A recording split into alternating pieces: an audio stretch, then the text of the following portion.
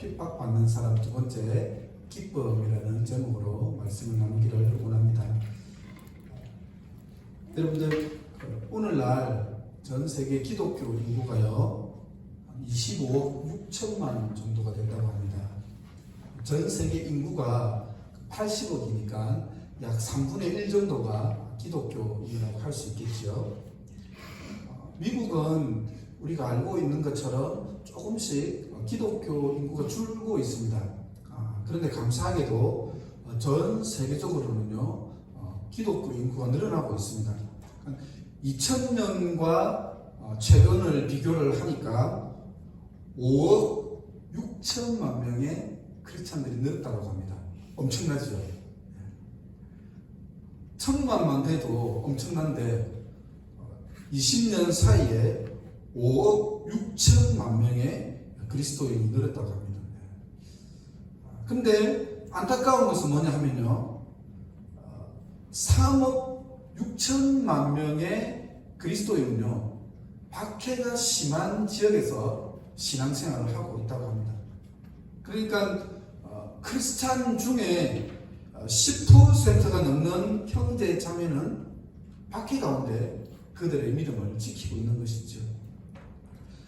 최근에도요 약 6,000명의 기독교인이 박해로 살해되었습니다. 박해로 인해서 죽임을 당했습니다. 그들의 신앙 때문에. 그리고 5,000개의 교회가 폐쇄가 되었습니다. 엄청난 숫자지요. 박해가 가장 심한 지역이 어딜까요?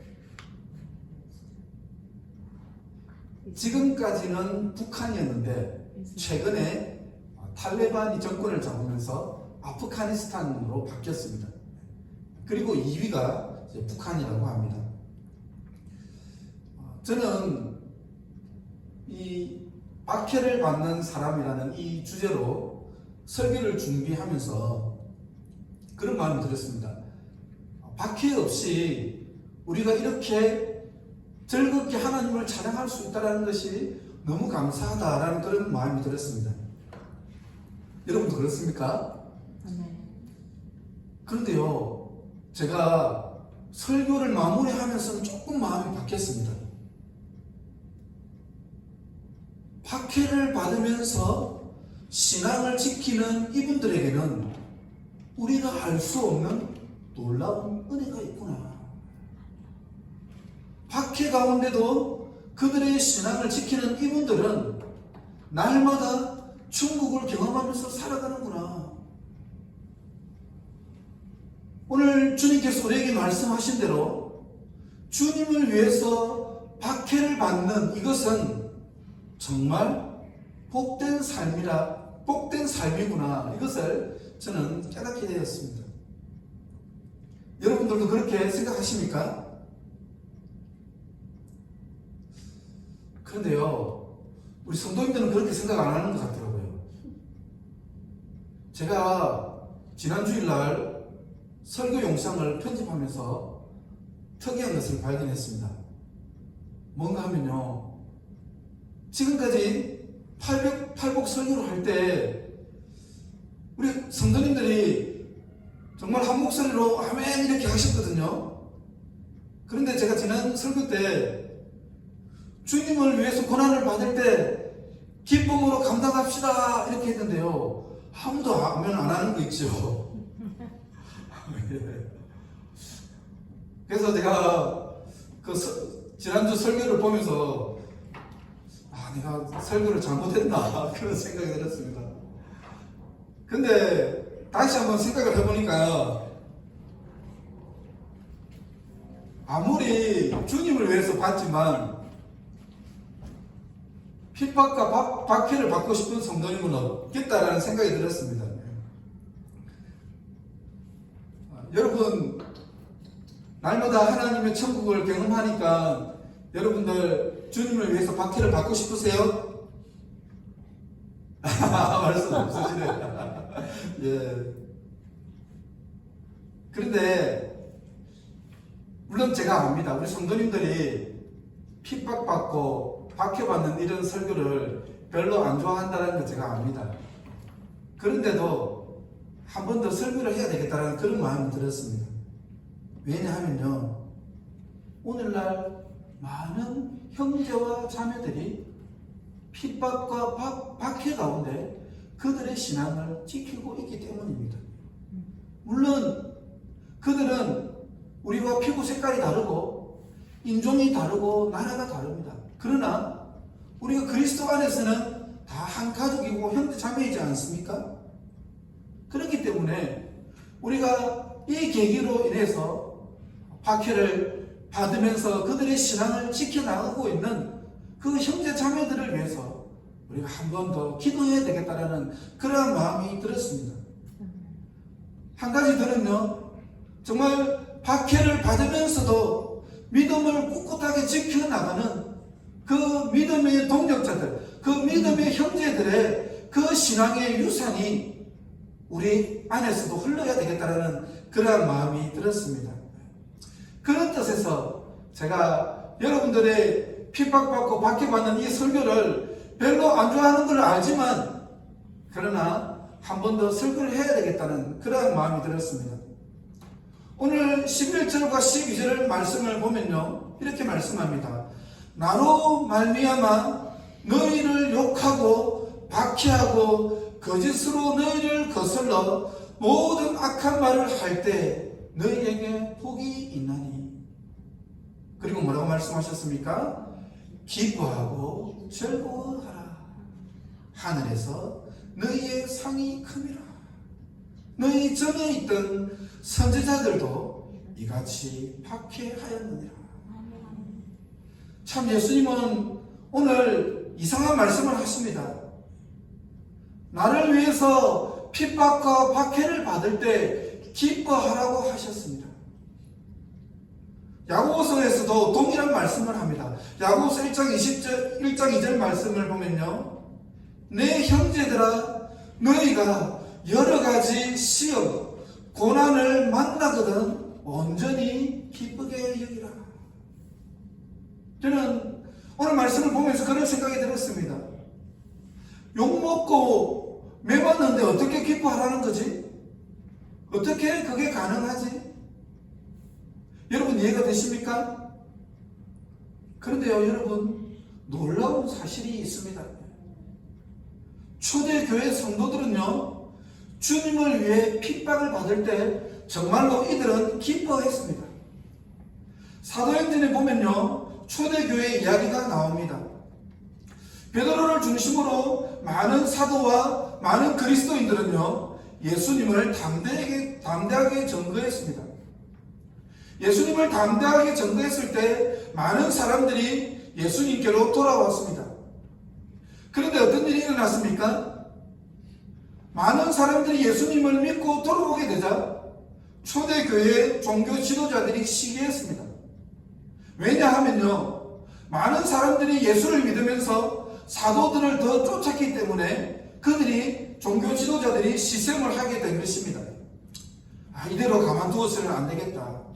그래서 사도들을 잡아서 전도를 못하도록, 말씀을 전가하지 못하도록 옥에 가두었습니다. 그런데 어떤 일이 일어났습니까? 하나님이 옥에 갇힌 사도들을 꺼내어 주었습니다. 생명의 말씀을 전하기 위해서죠. 그러니까 또 대제사장과 종교 지도자들이 사도들을 잡아서 옥에 가두었습니다. 그러면 또 하나님이 옥문을 열어서 사도들을 꺼내어 주었습니다. 잡아 가두면 빼내주고, 잡아 가두면 빼내주고, 이런 일이 계속 반복했습니다. 저는 말씀을 준비하면서 그런 생각이 들었습니다. 사람의 힘으로는 절대로 복음 전파를 막을 수 없구나. 기독교 역사상요, 최근 100년이 가장 박해가 심하다고 합니다. 우리가 잘 아는 것처럼요, 공산 정권이요, 칼을 빼들고 믿는 사람들을 심하게 박해했습니다. 하지만 여러분, 어떤 일이 났을까요? 박해가 심하면 심할수록 믿는 사람들은 더욱더 늘어나게 됐습니다. 모택동 정권이 얼마나 많은 기독교인들을 박해했습니까? 얼마나 많은 사람들을 가둬들었습니까? 시진핑 정권이요, 얼마나 교회를 무너뜨리고 선교 소감시켰습니까? 그런데 놀랍게도요, 여러분, 박해가 심하면 심할수록 믿는 사람은 계속적으로 늘어났습니다. 지금 중국의 크리스찬이요 1억이 넘는다라고 합니다. 어마어마합니다. 무슨 수로 하나님을 막을 수 있습니까? 불가능하지요. 여러분, 그런데 더 놀라운 사실은요, 사도행전을 보면요 놀라운 사실이 있습니다. 사도들이 붙잡혀서 매를 맞고 옥고를 치렀지만요 이들이 전혀 기가 죽지 않았습니다. 오히려 이들은 핍박을 받고 고난을 받으면서도 기뻐했습니다. 아, 내가 주님을 위해서 핍박을 받을 수 있구나. 나 같은 사람이 주님을 위해서 핍박을 받다니 이것은 정말 가문의 영광이야 하면서 이들은 정말로 기뻐했습니다. 사도행전 5장 41절 말씀을 한번 볼까요? 우리 다 같이 한번 읽어보도록 하겠습니다. 시작. 사도들은 그 이름을 위하여 능력받는 일에 합당한 자로 여기심을 기뻐하면서 공의 앞을 떠느니라. 아멘. 예. 참 놀라운 일입니다. 여러분들 어렵고 힘든 일을 당할 때, 주님을 위해 핍박을 받을 때 온전히 기뻐할 수 있는 여러분들 되시기를 바랍니다. 여러분, 그런데 어떻게 매를 맞고 핍박을 받는데 기뻐할 수 있을까요? 그것은요, 주님을 위해서 핍박을 받을 때 하나님의 임재로 천국을 경험할 수 있기 때문입니다. 핍박 가운데 있지만요, 하나님이 주시는 그 핍박을 뛰어넘는 기쁨이 그들에게 있기 때문입니다. 여러분들, 하나님의 임재로 천국의 기쁨을 누리기를 원하세요? 정말로 천국의 기쁨을 누리기를 원하세요? 주님을 위해서 핍박을 받으시기 바랍니다. 아무도 아멘 안 하시네요.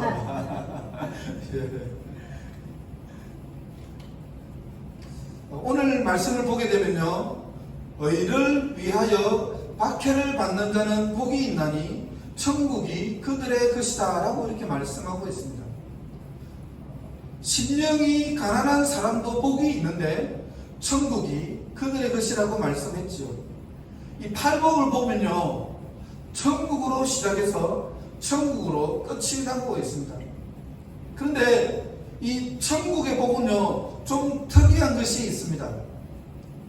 다른 모든 복은요 미래형으로 되어 있는데 이 천국의 복만은 현재형으로 되어 있습니다. 자, 예를 들어서 애통하는 자는 복이 있느니 그들이 위로를 받을 것이며, 미래형으로 되어 있죠. 온유한 자는 복이 있나니 그들이 땅을 기업으로 받을 것이며, 미래형으로 되어 있습니다. 그런데 천국의 복은 어떻습니까? 의를 위하여 박해를 받는 자는 복이 있나니 천국이 그들의 것입니다. 미래형으로 되어 있지 않고 현재형으로 되어 있습니다. 이것은요 바로 주님을 위해 박해를 받는 그 사람들에게는 하나님의 임재로 천국이 임한다는 것을 말씀하고 있습니다. 하루는 바리새인들이 예수님께 물었습니다. 예수님, 하나님의 나라가 어느 때에 임합니까? 그런데 예수님은 이렇게 말씀하셨습니다. 하나님의 나라는 볼 수 있게 임하는 것이 아니요 또 여기 있다 저기 있다고도 못하리니 하나님의 나라는 어디에? 너희 안에 있느니라. 여러분, 천국이란 무엇입니까? 주님이 우리의 마음속에 계시면 그것이 천국이 되는 것이죠. 하나님의 임재를 경험하는 그것이 바로 천국입니다.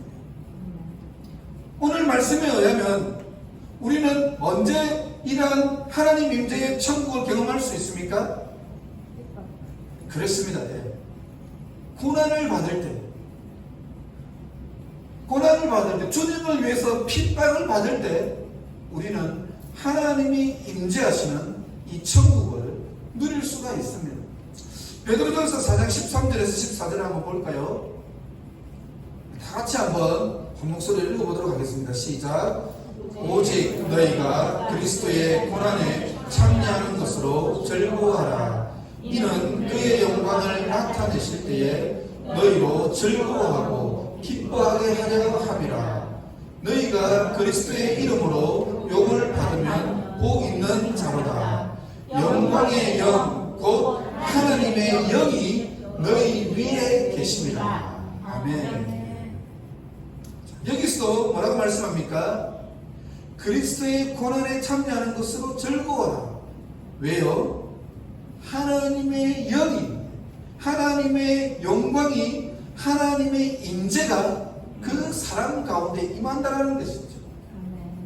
물론 핍박을 받고 고난을 받는 것은 힘든 것입니다. 그러나 그 핍박과 고난을 뛰어넘는 놀라운 하나님의 영광이 그 사람에게 있는 것이죠. 바울은요, 3차례에 걸쳐서 선교 여행을 갔습니다. 근데 원래 이 사도 바울은요, 2차 선교 여행 때 아시아로 전도를 하려고 했습니다.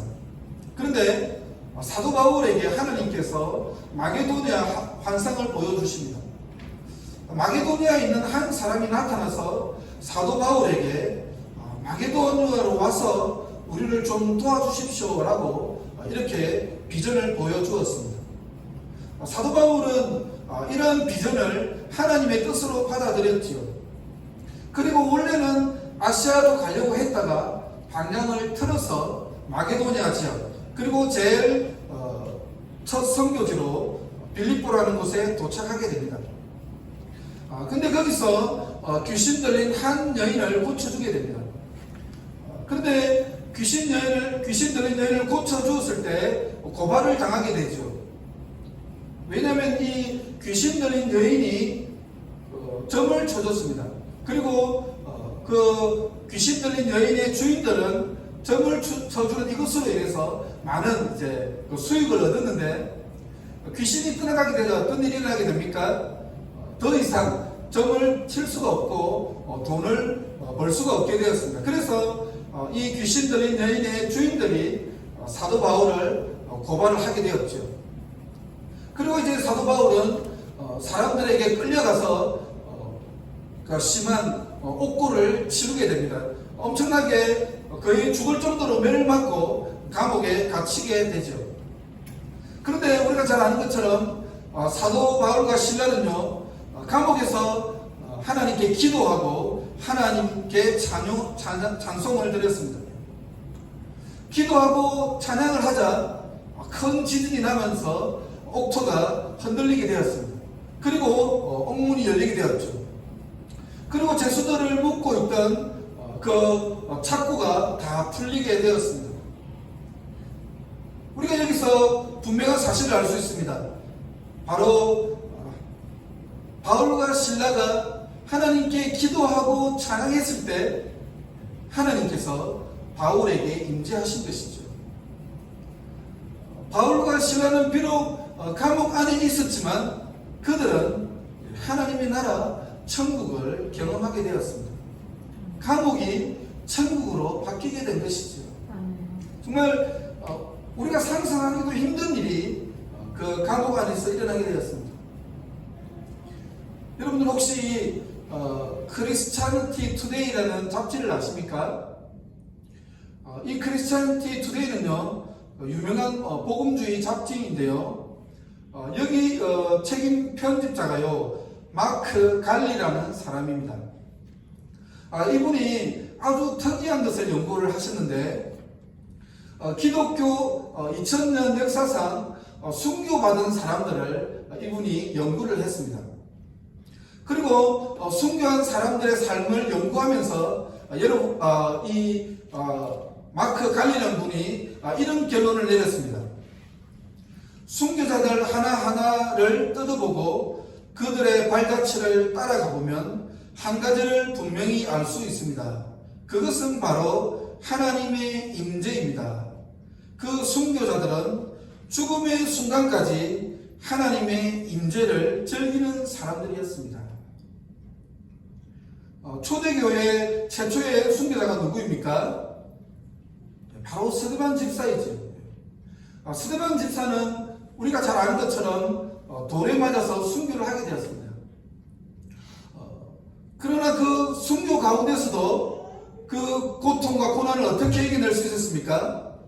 바로 하나님의 영광, 예수 그리스도가 하나님 우편에 서신 것을 보았던 것이죠.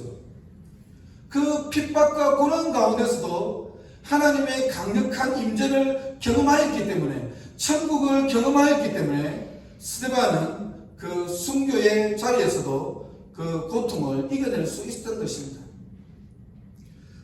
영국의 상은 어른인 캐롤라인 콕스라는 분이 있습니다.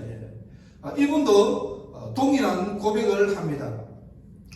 이분이요, 북아프리카 지역의 수단이라는 곳이 있는데, 이 지역이 정권에 의해서 오랫동안 핍박을 받았습니다. 그래서 이 영국의 상은 어른인 이 콕스라는 분이요, 수단에 핍박당하는 성도들을 위해서 그 지역을, 수단 지역을 여러 차례 방문을 했습니다. 10년 동안요, 무려 17번이나 방문을 했습니다. 그래서 하도 이상해서 어떤 기자가 왜 그렇게 그 수단이라는 지역을 자주 방문하십니까? 라고 물었습니다. 그러자 이 상은 어인이 이렇게 대답했습니다. 핍박받는 교회 현장에 가면 항상 겸손하지 않으면 안 되는 현상을 봅니다. 나로 하여금 한없이 낮아지게 만드는 일이 있습니다. 그것은 바로 핍박당하는 그들이 누리는 엄청난 영적 자원입니다. 다시 말하면 살아 움직이는 믿음이요, 기쁨이었습니다. 설명할 수 없는 기쁨이 그들에게 있었습니다. 약이 없어 병들어 약도 쓰지 못하고 죽어가면서도, 먹지 못해 뼈만 남아 있으면서도 그들의 가슴에는 기쁨이 있었습니다. 그 기쁨 앞에 나는 한없이 겸손할 수밖에 없었습니다. 수단의 성도들은 정말 극심한 핍박 가운데 있었지요. 그리고 오늘날 많은 그리스도인들, 많은 형제 자매들이 오늘날 핍박 가운데 있습니다. 그러나 그 핍박 가운데 형제들, 자매들의 마음속에는 무엇이 있습니까? 바로 천국의 기쁨이 있습니다. 우리는 그렇게 생각할 수 있습니다. 저는 처음에 그렇게 생각했습니다. 그들이 핍박받고 고통 가운데서 그들의 신앙을 지키는 것이 얼마나 힘들까? 물론 힘들겠지요. 다른 한편으로는요, 참 안됐다, 불쌍하다, 그런 마음까지 들기도 했습니다. 그런데 제가 설교를 마무리하면서, 설교를 준비하면서 제 안에 그런 생각이 들었습니다. 정말 불쌍한 사람은 누구일까? 오히려 그 사람들이 부럽다라는 마음까지 들었습니다. 하나님이 살아계시는데 그것을 누리지 못하고, 주님이 우리와 함께 하시는데 그 기쁨을 누리지 못하는 우리가 더 불쌍한 사람들이 아닌가. 비록 우리는 이곳에 있으면서 모든 물질적인 풍요를 누리지만, 그러나 영적인 부요함을 누리지 못하는 우리가 더 불쌍한 사람이 아닌가, 그런 생각이 들었습니다. 어쩌면 오늘 설교가 여러분들에게 부담이 되는 설교일 수도 있습니다. 그러나 오늘 이 시간을 계기로 하여서 우리에게 어려움이 찾아오고 고난이 찾아올 때 그 어려움과 그 고난을 뛰어넘는 주님이 주시는 참된 기쁨을 누릴 수 있는 저와 하늘생 교회가 될 수 있기를 간절히 주님의 이름으로 축복합니다. 아멘.